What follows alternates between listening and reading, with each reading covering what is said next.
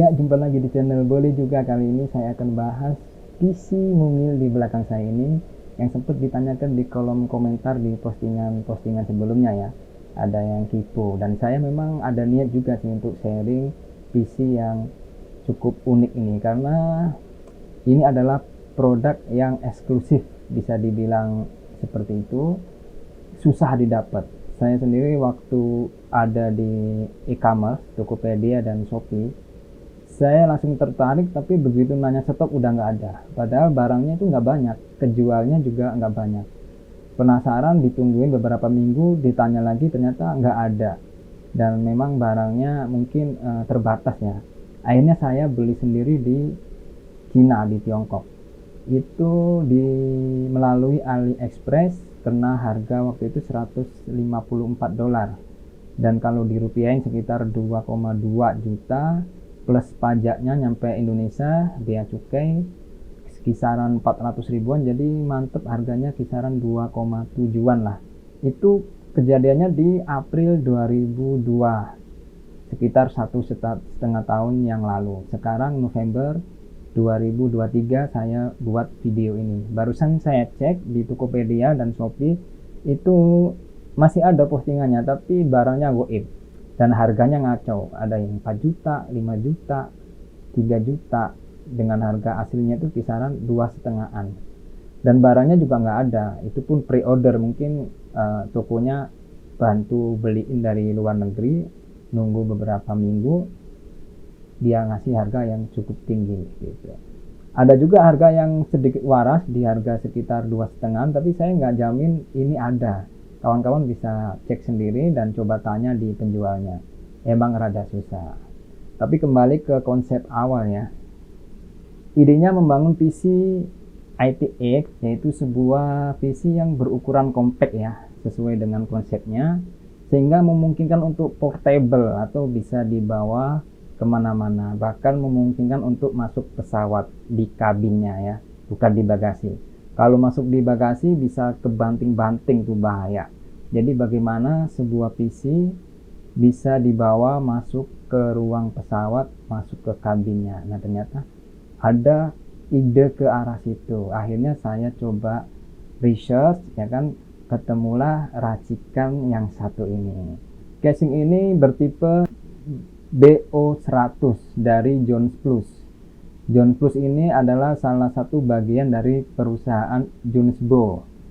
Nah, sesuai namanya Jones Plus, jadi memang ada nilai plusnya di situ karena tim kreatif yang ngedesain casing ini tuh patut diapresiasi sih. Ketika saya melihat produknya yang nggak begitu banyak, tapi begitu detail dan desainnya begitu unik ya, memang sepertinya tim ini khusus untuk sesuatu gitu, untuk meng-create sesuatu yang unik dan memang eksklusif. Nah, lebih ke arah situ sih kalau yang saya tangkap di websitenya juga. Nah, kawan-kawan bisa lihat. Jadi memang casing-casing yang mereka produksi itu memiliki desain yang unik dan eksklusif ya. Bahannya pun nggak main-main, jadi dari segi harga memang sesuai dengan kualitasnya, sesuai dengan barang yang kita dapatkan.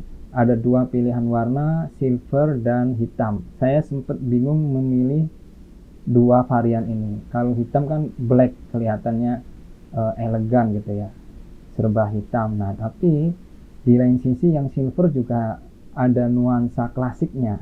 Jadi pegangannya itu dibikin warna coklat kulit, sehingga tampaknya itu unik aja bagi saya. Akhirnya udah pilih yang ini aja, yang silver ya, seperti warna Apple ya. Mini PC-nya juga senada dengan warna silver ini. Jadi kalau dipajang atau ditaruh di meja, warna silver itu punya ciri khasnya daripada sekedar hitam gitu. Lebih apa ya, lebih eksklusif sih jatuhnya ya. Nah, kalau mau dibawa kemana-mana, saya beli tas custom. Idenya dari tas mesin jahit ya. Saya pilih warna hitam aja biar nggak alay. Dan saya kasih busa juga. Saya beli terpisah busanya. Harganya 22.000, ada yang sekian-sekian tergantung ketebalan. Total saya belanja busa ini 105.000. Jadi tas sama busa nggak nyampe 300.000, tapi secara fungsi sudah oke dan pas banget buat PC mungil yang saya miliki ini. Untuk part-partnya, baik prosesor, VGA, motherboard, akan dibahas terpisah aja ya, biar nggak terlalu panjang.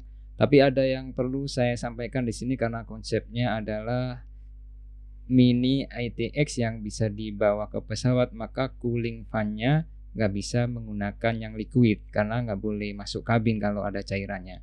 Makanya pakai cooling fan, dan ada beberapa tips ya cara memilih cooling fan yang cukup buat kebutuhan kita, yaitu diantaranya dengan melihat TDP-nya.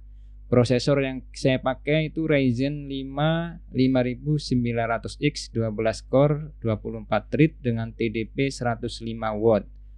Nah, saya pilih fan dengan TDP 160 watt, jauh di atas kebutuhannya, jadi asumsinya cukup aman. Dan ternyata setelah dites, suhunya berkisar di 52 sampai 54 derajat Celcius untuk pemakaian normal ya. Di suhu ruangan yang AC-nya dimatiin, jadi kisaran 25 sampai 30 derajat Celcius. Begitu mendarat, paket casing BO100 ini kardusnya cukup gede, tapi ternyata busanya yang gede ya, demi keamanan paket. Ini bagus sekali packagingnya. Dan ukuran aslinya itu 28 tingginya dan panjang lebarnya 23 kali 23, jadi nggak sampai 30 ya. 28 kali 23 kali 23 cm, cukup kompak. Mengawali merakit PC ini dengan motherboard yang udah terpasang prosesor dan fan-nya, jadi tinggal dimasukkan dari samping ya. PR selanjutnya yaitu manajemen cabling dengan PSU atau power supply-nya, dan juga I/O dari front casing yang udah tersedia di casing ini. Front I/O-nya cukup lengkap, selain ada tombol power di tengah-tengah, juga ada USB Type-C yang udah 3.1 Gen 2 ya, dan 2 USB 3.0 dan 1 jack audio 3,5. Salah satu keunikan casing BO100 ini itu bisa dibilang mirip kapsul ya. Jadi sebenarnya PC ini tuh udah jadi seperti ini, udah bisa nyala dan bisa dipakai. Nah, tinggal dibungkus aja. Bungkusnya itu ya ini, makanya saya bilang kayak kapsul ya. Setelah semuanya jadi, tinggal dipasang dan didorong. Sesimpel itu, kita bisa buka juga dengan gampang. Tinggal ngelepas baut murnya yang di belakang ini, ada 4 piece ya, dan nggak perlu pakai obeng, menggunakan baut yang cukup pakai tangan aja. Jadi memang dibikin sesimpel ini tapi elegan ya. Nah, ini dia pengalaman ngerakit casing BO100 walaupun barangnya langka, tapi saya kasih alternatif di kolom deskripsi, coba dicek saja. Jangan lupa bantu subscribe, kritik dan sarannya di kolom komentar. Sampai jumpa di Boleh Juga selanjutnya.